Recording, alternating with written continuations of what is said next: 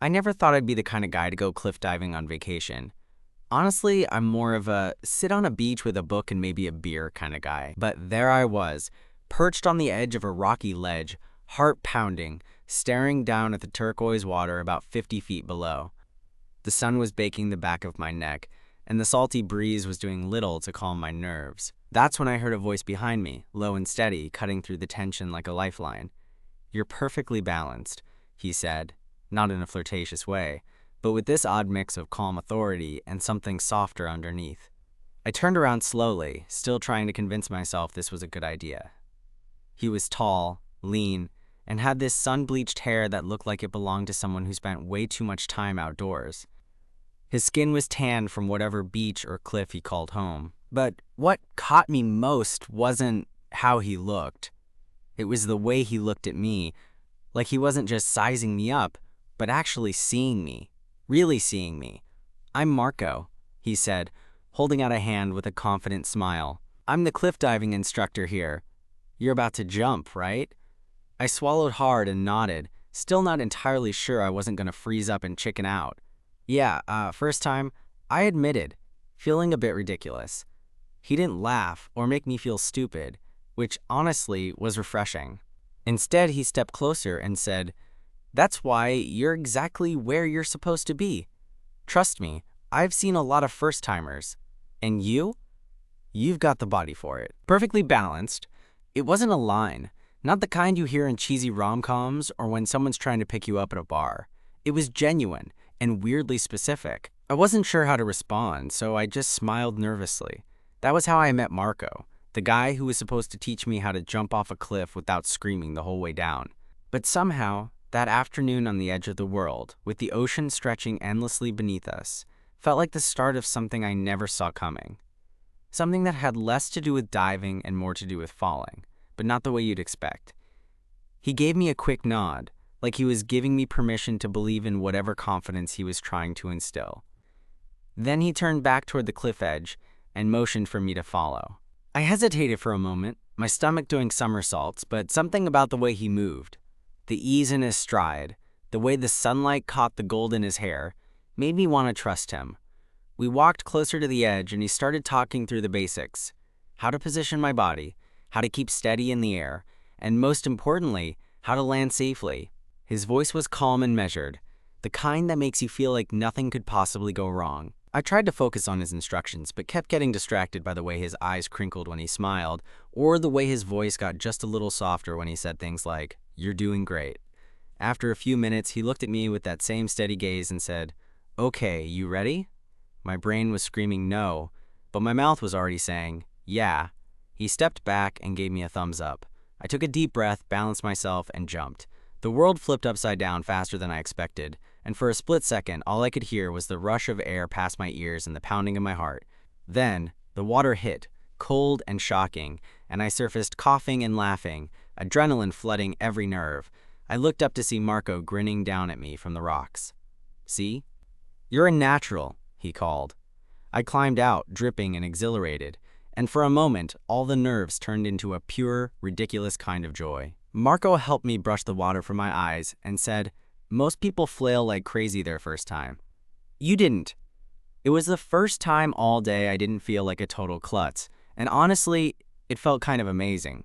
We spent the rest of the afternoon jumping off that cliff, him coaching me through every move, and me slowly shedding the fear that had gripped me the moment I'd agreed to the whole thing.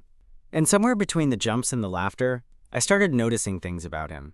The slight accent in his voice that hinted at somewhere far from here, the way his skin looked almost luminous under the afternoon sun, and most of all, the way he seemed completely at ease, as if this wasn't just a job or a vacation, but part of who he was. At one point, after I'd managed a particularly graceful dive, he clapped me on the back and said, "Perfectly balanced, just like I said." I caught my breath and said, "You really meant that earlier, huh?" He shrugged, eyes twinkling. "Yeah, you've got this natural center of gravity. It's rare, not just for diving, but, well, for other things too." That was when the moment shifted. Suddenly, it felt like we were the only two people on that entire coast, the noise of the water and the wind fading into the background. I met his gaze, and I swear, for a beat, time slowed down. But then, the sun started dipping lower, casting long shadows across the rocks. He glanced at his watch and said, "We should head back soon. The last jump of the day is coming up." I nodded, still a little breathless, not just from the diving. As we walked back toward the small beach where his gear was stashed, I realized I hadn't even asked where he was from or why he was here. All those little questions stacked up in my mind, but none felt urgent enough to break the silence just yet. On the beach, he pulled out 2 cold bottles of water from his bag and handed me one. I took it gratefully, the condensation cool against my fingers. "So, Marco," I started, "how did you get into cliff diving? It's not exactly a common career path." He laughed, a deep, genuine sound that made me smile back. "Long story. Grew up near the coast in Portugal. The cliffs are basically my backyard. I started diving as a kid, and it just stuck. This place, you can dive here year-round, and the tourists keep it interesting. Plus, it's a good excuse to travel." "That sounds amazing," I said. "I'm just here to escape the usual grind." Sometimes I think the idea of diving off a cliff sounded more appealing than actually doing it. He grinned. "Yeah, it's a bit like life, isn't it? Scary when you're at the edge, but once you go, it's kind of addictive." Our eyes met again, and this time, I didn't look away first. We packed up as the sky shifted from gold to pink, the ocean reflecting every shade. As we walked back toward the village, I realized that the nerves I'd felt earlier had morphed into something else, something lighter, something that made me want to stay close to this guy who called me perfectly balanced. And honestly, I wasn't sure what came next, but for the first time in a long time, I was looking forward to finding out. The village was small, a cluster of whitewashed houses with terracotta roofs, winding cobblestone streets, and the kind of charm you see on postcards, but rarely in real life. Marco led the way without hesitation, weaving through narrow alleys that smelled of salt and fresh bread. I followed close behind, feeling like I'd stumbled into a secret part of the world I hadn't known existed, and maybe that's what made it feel so special. Like the whole vacation had just taken a detour into something unexpected. We ended up at a tiny cafe that looked like it had been there forever, with chipped blue paint and wooden tables outside shaded by a faded awning. Marco pulled out a chair for me like some old-school gentleman, then sat opposite, still dripping from the diving session, his hair a mess but somehow perfectly tousled. The air was cooling as the sun dipped further, and the sky turned that deep, purple-blue shade that makes you feel like the day's magic isn't quite done yet. We ordered coffee, espresso for him, black, no sugar, and I went for a cappuccino, mostly because it felt like the right thing to do on a late afternoon. "So," I said, trying to sound casual but failing a little, "is this your regular hangout when you're not jumping off cliffs?" He sipped his espresso slowly and smiled. "Yeah, something like that. I like places that don't change much. Makes me feel grounded, you know." I nodded, watching how the light caught the curve of his jaw and the way his eyes softened when he looked at something or someone he liked. We talked about everything and nothing, the little traditions of the village, his favorite hidden spots along the coast, and how diving wasn't just a sport for him, but a way of life. I found myself opening up, too, about work back home, the monotony I'd been trying so hard to escape, and why I'd picked this spot for vacation, despite knowing next to nothing about it. At some point, the conversation dipped into more personal territory, his voice dropping a notch when he talked about leaving Portugal, about chasing something he didn't quite have words for yet. I could tell it wasn't easy for him, but he didn't look for sympathy. Instead, there was this quiet determination. Like no matter what, he'd find his place, even if it wasn't the one he started from. When I reached out to brush a stray strand of hair from his forehead, the air between us shifted again. Just a small touch, but enough to make the moment feel charged. He didn't pull away. Instead, he caught my hand with his and gave it a gentle squeeze. "I'm glad you took the leap today," he said quietly, "not just off the cliff." I laughed, a little breathless from the closeness. "Yeah, me too." The evening stretched on like that, easy, unspoken, full of that kind of warmth that doesn't need words to fill the space. As the stars began to appear, Marco leaned back and said, "There's a spot nearby where you can see the whole coastline at night. Want to check it out?" I looked at the sky, then back at him and just nodded. We walked uphill out of the village, past olive groves and rocky outcrops, the path lit only by the moon and the faint glow of distant town lights. When we got there, the view was breathtaking. Waves crashing below, lights twinkling like fireflies, and the ocean stretching into darkness that felt both infinite and intimate. Marco stood close beside me, his shoulder brushing against mine, and I realized how easy it was to forget the world beyond that cliff edge. "You're still perfectly balanced," he whispered, and I could feel the smile in his voice. I turned to him, heart hammering with everything I'd been holding back, and said, "Maybe it's because you're here." He caught my hand again, this time holding it like he never wanted to let go. I didn't say anything else, didn't have to. The night wrapped around us like a secret, and for the first time in forever, I felt like I was exactly where I was supposed to be. That night, as I lay in my bed back at the little inn, replaying the day over and over, I realized something important. Sometimes, the scariest leaps lead you not just into the water, but into the heart of something you didn't even know you were searching for. And with Marco, I had a feeling that this wasn't just a vacation fling, but the start of something real, something perfectly balanced. The next morning, I woke up with a strange mix of excitement and nerves. It was the kind of feeling you get when you're facing something unknown, but have this quiet hope that it might turn out better than expected. Normally, I'd avoid any kind of pressure on vacation, just chill, maybe swim, read a bit more, but with Marco, it felt different. Like every moment could shift into something unexpected. I found him already at the breakfast terrace, sipping black coffee and scrolling on his phone. The sun was just coming up, painting the sky in soft oranges and pinks. When he noticed me watching, he smiled, warm and easy, like seeing an old friend. "Morning," he said, his voice low but steady.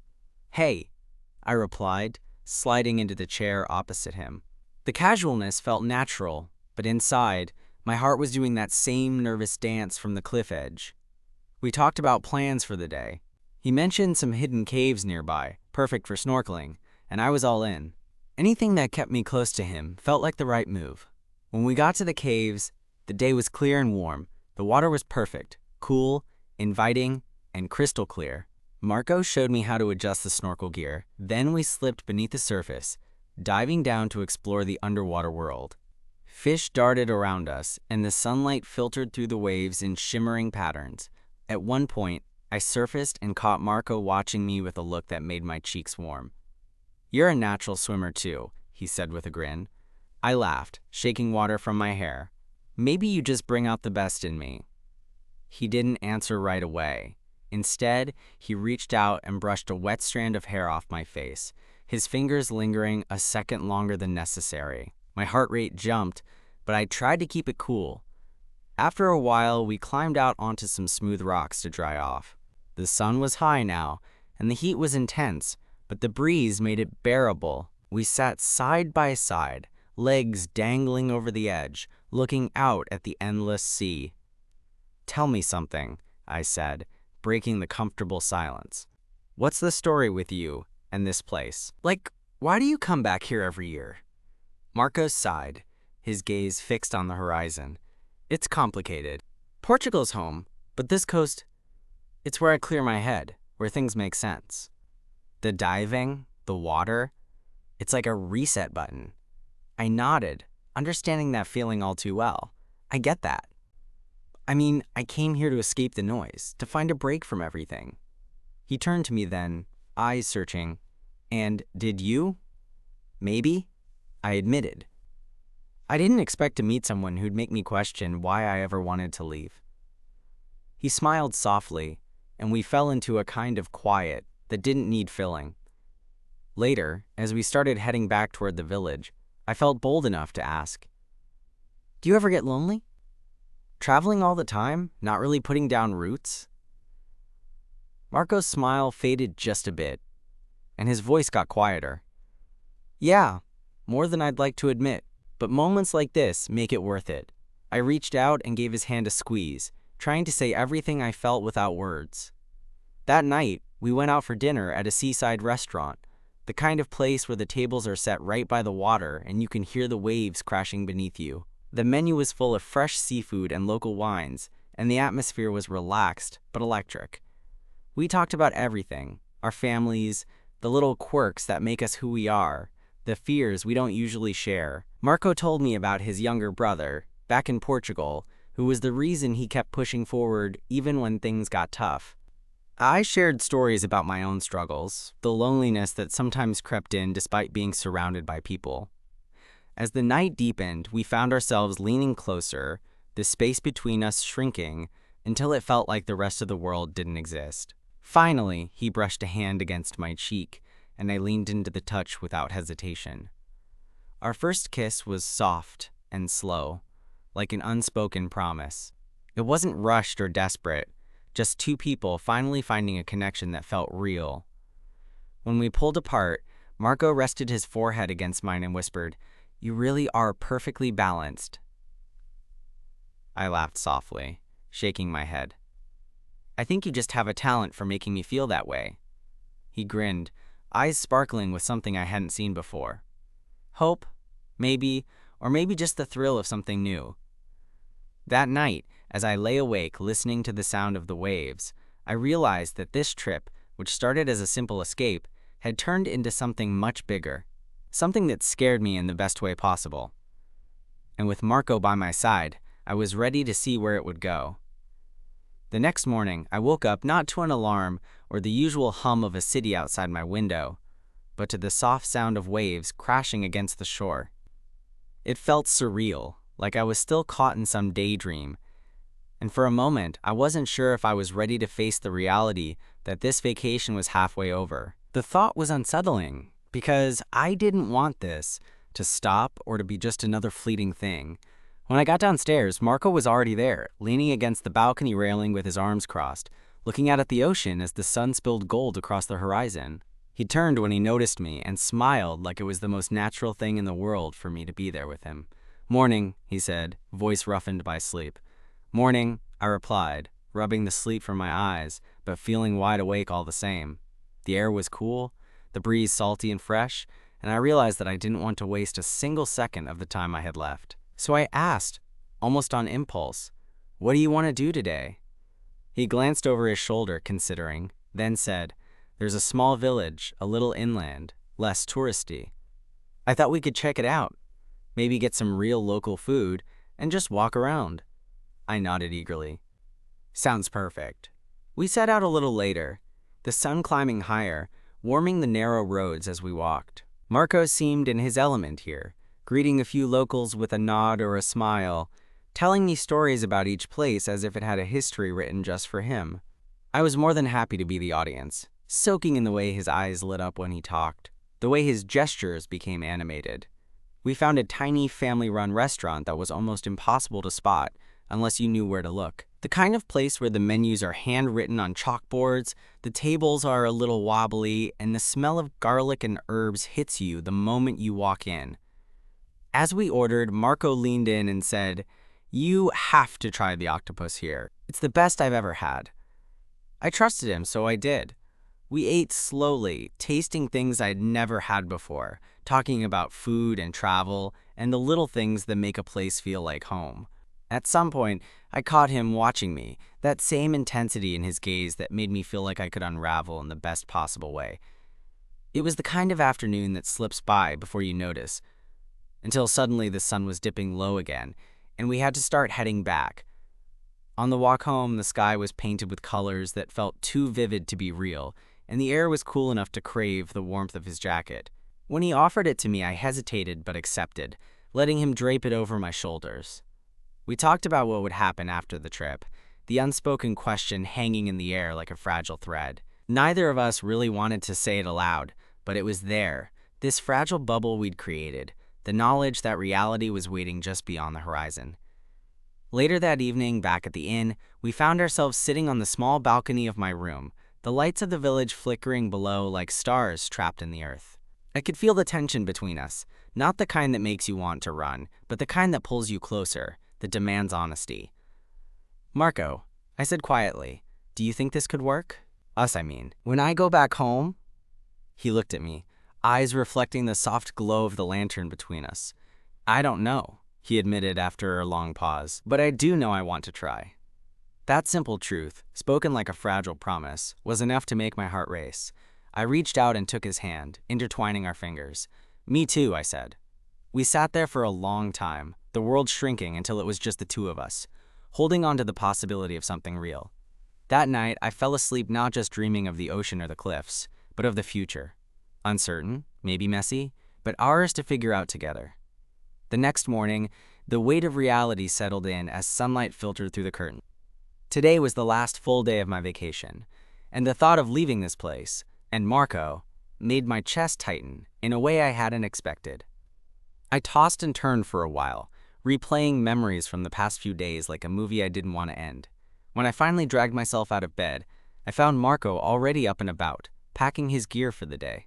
He had a routine, a rhythm to his mornings, but when he saw me standing there, he paused and gave me that smile that made everything feel okay. "Coffee?" he asked, holding up a travel mug. I nodded, grateful for the grounding moment. We sat on the balcony again, the sea stretching out endlessly before us, and for a while neither of us said much. The silence was comfortable, filled with all the things we didn't have to say. Finally, I broke in. "Do you ever think about what happens after this week? After the vacation?" He took a slow sip of his coffee, then looked out over the water. "Every day. It's the hardest part. Leaving a place that feels like freedom, then going back to the grind. But maybe it doesn't have to be that way." I raised an eyebrow, intrigued. "What if," he continued, "we found a way to make this work, not just as some vacation fling, but something real? I don't know how yet, but I want to try." My heart sped up. It was the answer I'd been hoping for, but also terrifying. The logistics, the distance, the unknown, it was all there, looming. "I want that too," I said honestly. "But it's scary.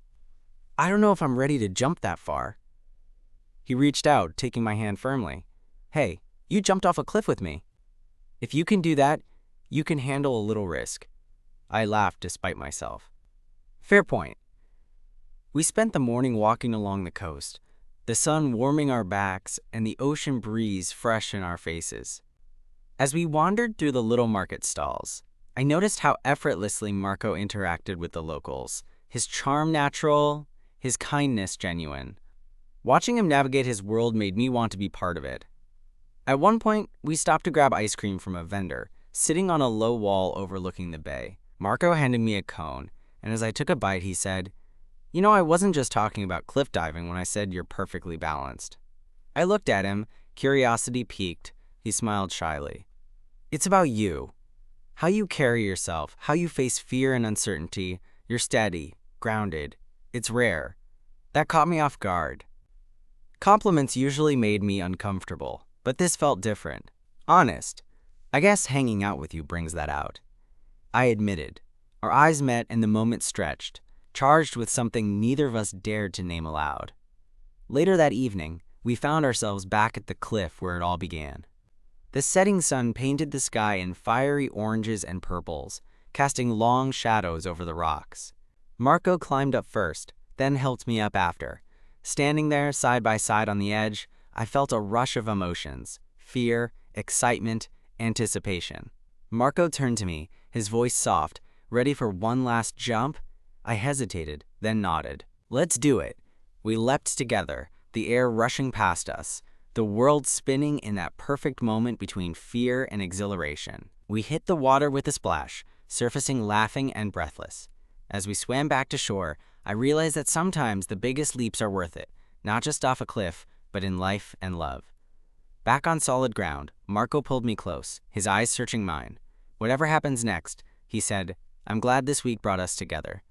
"Me too," I whispered. And with that, I knew this was just the beginning of a story neither of us could have predicted, but both were ready to write. The days after that last jump felt both fleeting and full, like I was trying to hold on to something. Marco and I spent every moment we could together, walking along the shore, sharing meals, stealing quiet conversations beneath the stars. Each moment felt heavier with the knowledge that soon I'd have to leave this place, this feeling, and maybe him. On my last evening, we sat on the beach. The sky, a fading canvas of pink and lavender. The air was warm, but there was a calmness between us, a quiet acceptance of whatever was to come.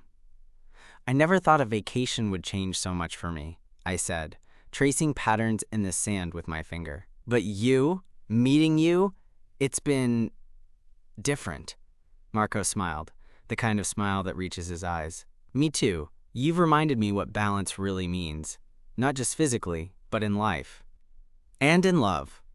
We sat there, the waves whispering their steady rhythm, and I realized that while the cliff jumps and adrenaline had brought us together, it was this quiet, steady connection that mattered most. Before I left the village the next morning, we exchanged numbers. No pressure, no grand promises, just a mutual hope to keep in touch. Walking away from him wasn't easy. The weight in my chest was real, but so was the gratitude for the experience, and for the man who saw me as perfectly balanced when I hadn't even seen it myself. Back home, every day felt different. The gray routine still lingered, but now there was a spark. A reminder that sometimes taking a leap can lead to something unexpected and beautiful. Marco and I kept talking, sharing pieces of our lives despite the miles between us. I don't know what the future holds exactly, but I do know this. That week, standing on that cliff, and meeting a man who saw me, not just the surface, but what was steady beneath, changed me. And sometimes, the best things happen when you're willing to jump, even when you're scared. So yeah, I took that leap, and for once, it landed me somewhere I didn't want to leave.